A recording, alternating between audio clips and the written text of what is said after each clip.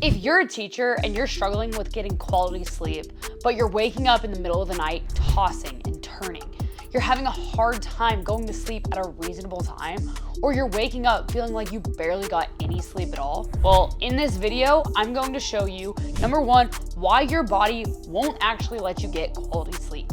Number two, the habits during the day that are going to keep your brain on all night long, and how to build a better nighttime routine so that you don't feel like a zombie in your classroom each day. Very quick, if we haven't met yet, my name is Lauren, and I work with teachers and school administration to help them lose weight and regain their energy without their life having to revolve around food, tracking, or spending hours in the gym. And one of the first things that we're going to work on is quality sleep, because if that is off, then everything else is going to feel 10 times harder. Teachers, you are in a constant high-level stress and stimulation state every single day.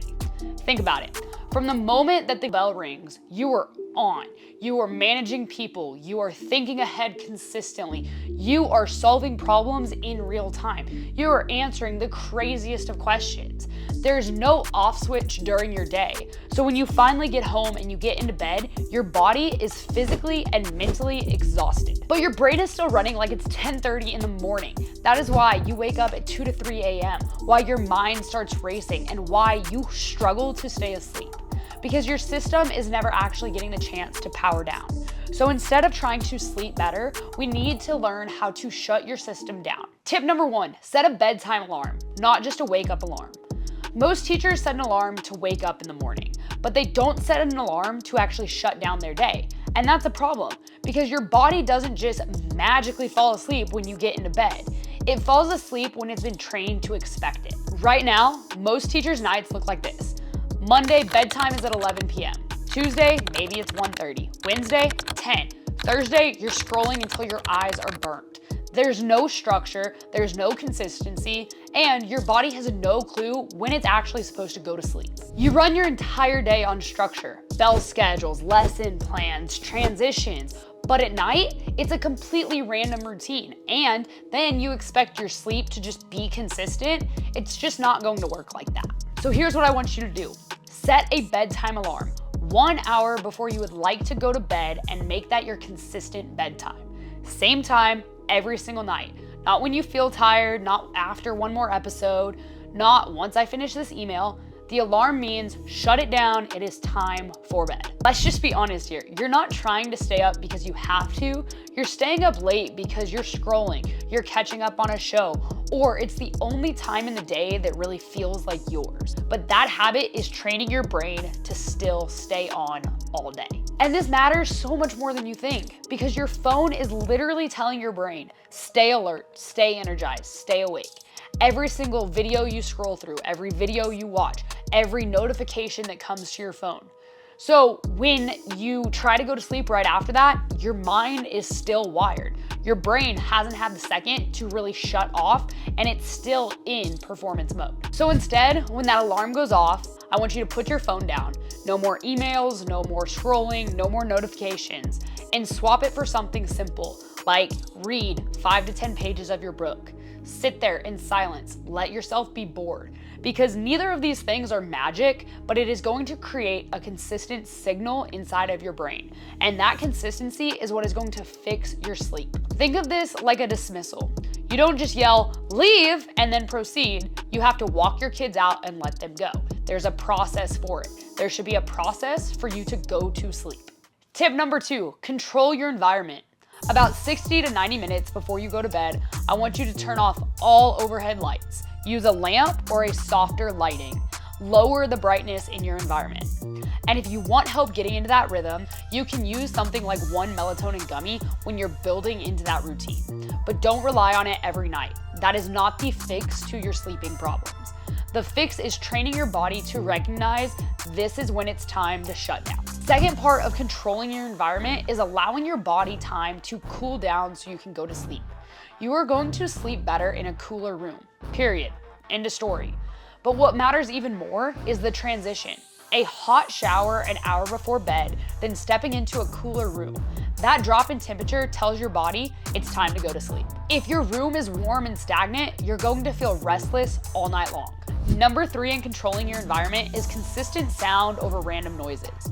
Most people think that silence is the best, but what is actually keeping you awake is inconsistency. Doors, movement, random noises that you hear. Instead, use something that's consistent, a fan, white noise, even light music. Something steady that can block out the random disruptions. Number 4 with controlling your environment. Your bed is not a second office. This is a big one for teachers. If you are laying in bed, answering your emails, scrolling in bed, and thinking about tomorrow in bed, it becomes a second job. Bed is no longer your comfort place. Your brain starts to associate your bed with stress, stimulation, and work. And then you wonder why you can't fall asleep there. Your bed is where you go to sleep. That is it. You need to retrain that association. Number 5 on controlling your environment. You and your partner need to have a game plan. This one gets ignored all the time. If one person is on their phone, if one person is getting in and out of bed, this is going to completely mess up your schedules and there's constant disruption. You do not need perfection, you just need alignment. You need to have the same general wind down time and the same lights out window, or at least a system in place that's going to allow you to both have that consistent routine, whether that's an eye mask or consistent sound. Because broken sleep isn't always your fault. Sometimes it's something in your environment. Tip number 3, if your brain is still on, you're not sleeping. It's like you lay down and suddenly you remember something you forgot. You start to think about tomorrow's lesson. You think about that one student situation and it pops back into your brain. Emails that you didn't send, you start thinking about all of the things that you need to handle. And now you're wide awake because your brain is still doing the job. It's trying to make sure that you don't forget anything. So it keeps bringing it back up over and over and over and over again. So instead of trying to stop thinking, you need to give your brain somewhere to put all of those thoughts. The fix is to close your mental tabs. Think of it like having 25 tabs open on your computer. Your brain is the same way, and you're just trying to fall asleep with all these tabs still open and everything still running. So here's what I want you to do. 5 minutes before bed, grab a notebook. Doesn't matter what kind, just grab something to write on. And just write down these 3 ideas. Everything you need to do tomorrow, anything that is on your mind, and anything that you're worried about. No structure, no perfection, just write it down.